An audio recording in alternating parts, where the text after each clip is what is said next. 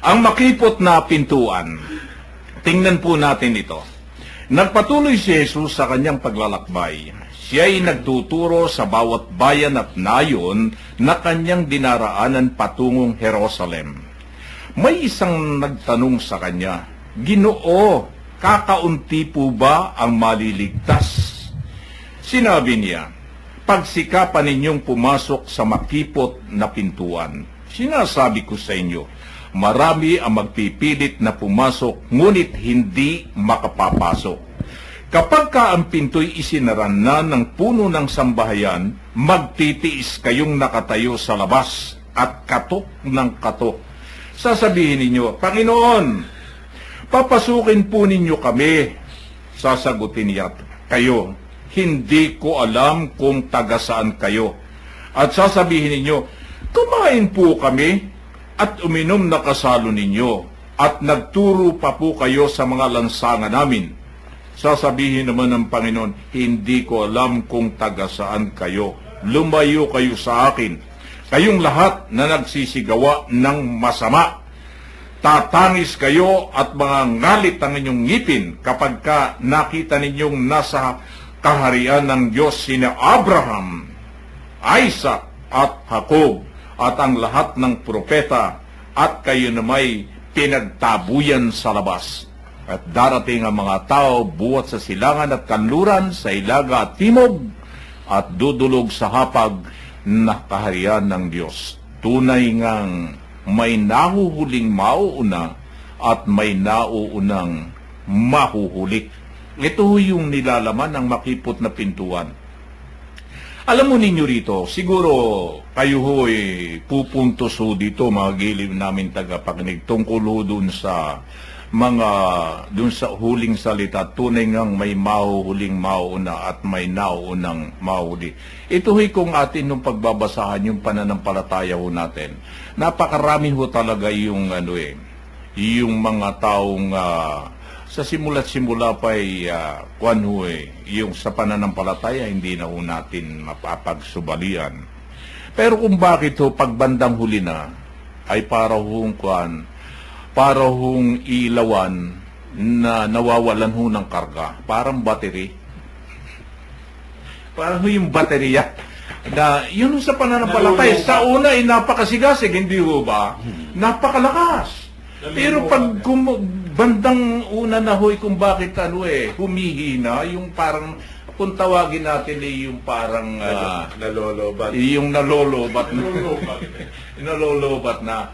Masigasig talaga, makikita mo, laging laman na pero pagdating hindi mo na makita ngayon. Hindi mo na makita ngayon. Ibig sabihin nun, merong mga nauuna, yung mga nauunang yon nahuhuli, yun namang nahuli na talagang masigasig, na dire-diretso ang kanyang pananampalataya, talagang masigasig siya hanggang sa katapusan ng buhay niya. Yan ang sinasabing mauna. Kuya Joe, ano pong inyong nakikita rito? Mga kapatnubay, ayon po sa salita ng Diyos, makipot po ang pintuhan sa kaligtasan. Kaya pagsikapan po nating gumawa ng mabuti sa ating kapwa at huwag gagawa ng masama upang makapasok sa makipot na pintuan ng kaligtasan. Yan ang yung paggawa mo ng mabuti, yan ang magiging passes natin. Yun ang ibig sabihin ni Kuya Joe.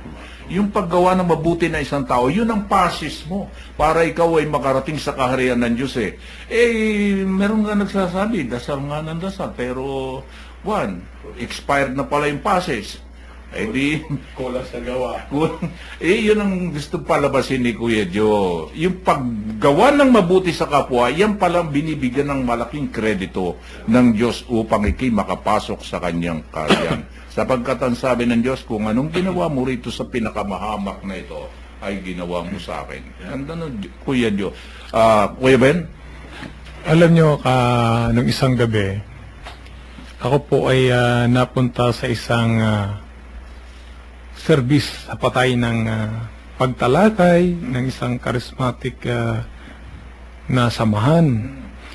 At isa doon ang isang speaker na nagbigay ng pagpapaliwanag tungkol sa Ebanghelyo na kanilang binasa. At nagtanong siya, Ang ganda ng mga sinabi niya. Una, tinanong niya, sino sa inyo ang handa ng mamatay? Kanya, ha? Sabi ka ng iba, taas ang kamay. Walang tumataas eh. Bakit po kayo hindi pa handang mamatay? Sabi niya. Kung handa po kasi kayong mamatay, sabi niya, dapat alam nyo ang susi tungo sa kaharian ng Diyos. Aba, kakoy, maganda yun ha. Dapat may susi kang dala. Sapagkat kung sarado daw yung langit, yung pintuan, mayroon naman daw iniwan ang Diyos na susi o mayroong iniwan si Jesus na susi para makapasok.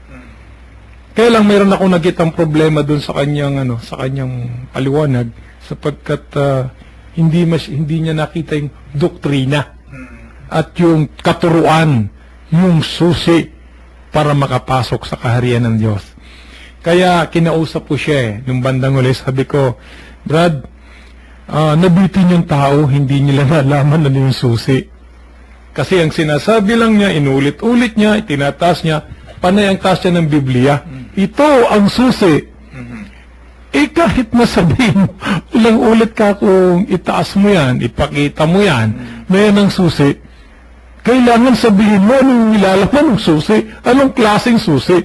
Yan baka ako ay Yale, yan ay Globe, ay baka tayo magkamali kung ibang susi yung naibigay natin, sapagkat ang Biblia kako ipinaliliwanag. Maliwanag yon. Ano yung susing hinahanap? Sabi niya, hindi raw sa mabubuting gawa. Sabi niya okay, hindi sa mabubuting gawa. Ano nga yung susi? So, pinaliwanag ko sa kanya isa-isa. Pero bago ko po sabihin yun, ay hayaan niyo muna na tunghayan po natin yung pinakabuod nung binasa natin na makipot. Dito po sa atin, sa mundo, nagtataka lang tayo. Binibili pa yung kasalanan. Ginagastusan pa yung kasalanan. Sabi ng iba, mahirapan niya yung sumunod sa kaharian ng Diyos. Talagang mahirap. Pero pinagtataka natin, bakit yung magsimba libre? Kabanalan yun eh.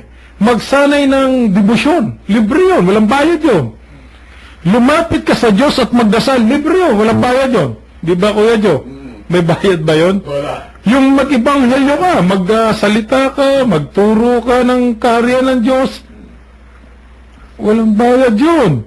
Walang gastos yun. Magsabong ka. May gastos yun. Hindi ba? Mambabae ka. May gastos yun, Kuya Men. Maniwala ka. Palaki pa ang gastos niyan eh. Magsugal ka. May talo ka riyan. May perang gastos yan. So, ano po ang ibig kong sabihin? Bakit sinasabi nilang mahirap? Hindi po sana mahirap eh. Yung paglapit sa Diyos ay hindi naman po napakahirap. Ano ang nagpapahirap? Ang nagpapahirap yung ating makamundong pamumuhay. Meron pong isang lecture si Father Doming Medina nung araw sa amin. Ito yung tinitingnan ko noon. Sabi nga niya, alam mo pinakamabigat na kalaban natin upang tayo ay makarating sa kaharian ng Diyos. Unang-una, sabi niya, ay demonyo.